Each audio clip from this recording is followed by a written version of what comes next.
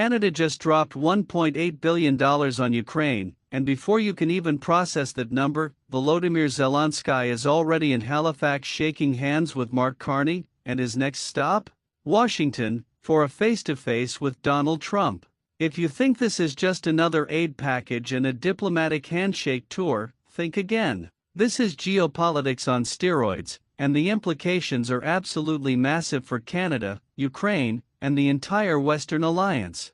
Buckle up, because this story has more layers than a Canadian winter wardrobe. Quick favor, if you are loving this, hit that subscribe button and smash the notification bell to keep getting the latest updates on Canadian and UK politics. Cheers if you did. Now back to the show. Let us start with the headline number, $1.8 billion. That is not pocket change, that is not a symbolic gesture, that is serious money. And Canada is committing it to Ukraine at a time when the war is grinding into its third year, when international fatigue is starting to set in, and when other countries are quietly wondering how much longer they can keep writing checks. But Canada?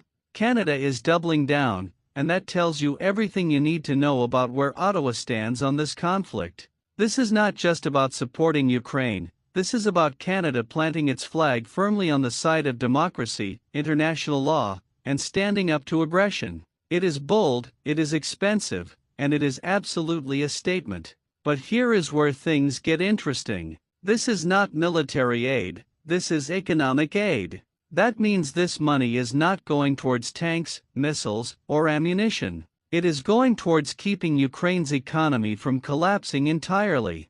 Think about it like this: you can send all the weapons you want, but if the economy implodes, if people cannot get paid, if hospitals cannot function, if the lights do not stay on, then the war effort crumbles from the inside out.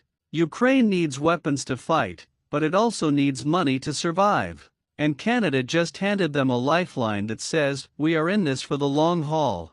Now, while that check is being processed, Zelenskyy is not sitting still. He is in Halifax, meeting with none other than Mark Carney.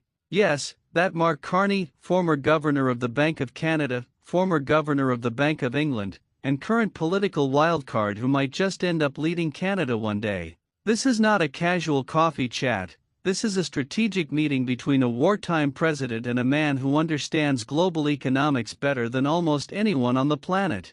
Zelenskyy is not just asking for money, he is asking for expertise, for insight, for a roadmap on how to rebuild Ukraine's economy even while the war is still raging. And Carney? He is the kind of guy who can look at a shattered economy and figure out how to piece it back together like a financial MacGyver. But the real fireworks are yet to come, because Zelenskyy's next stop is Washington, and he is going to sit down with Donald Trump.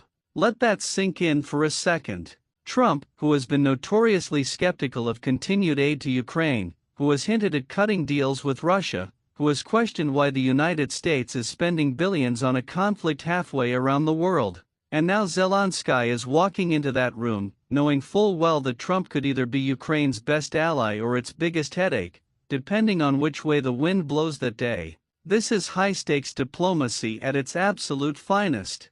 Zelenskyy is not going to Washington to beg, he is going to make his case, to remind Trump and the American public why Ukraine matters, why this war matters, and why walking away now would be a catastrophic mistake. He is going to talk about democracy, about defending freedom, about stopping aggression before it spreads. But he is also going to talk dollars and cents, because Trump loves a good deal, and Zelenskyy knows that.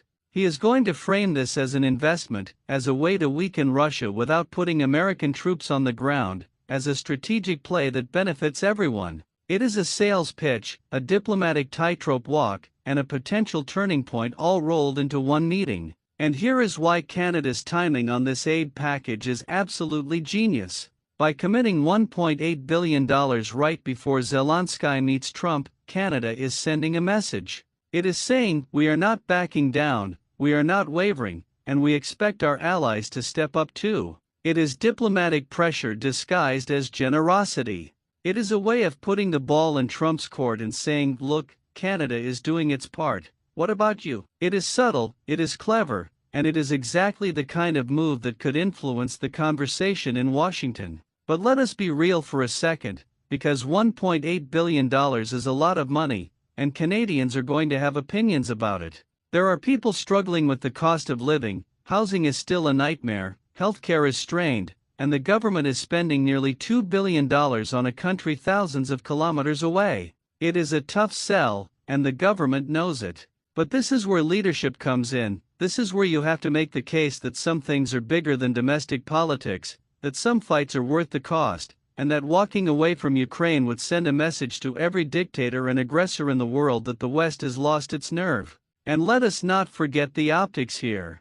Zelenskyy meeting Carney in Halifax is not just about economics, it is about signaling that Canada is serious, that we are engaged, and that we are thinking long-term. Carney is not a random choice, he is a symbol of credibility, of competence, of someone who understands how to navigate a crisis.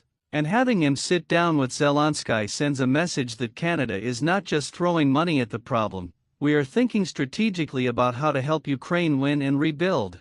So what happens next?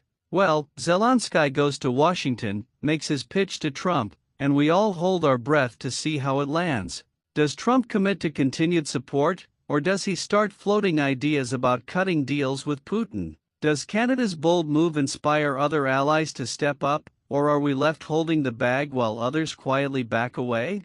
These are the questions that will define the next phase of this war, and the answers are anything but certain. But one thing is clear, Canada is not sitting on the sidelines.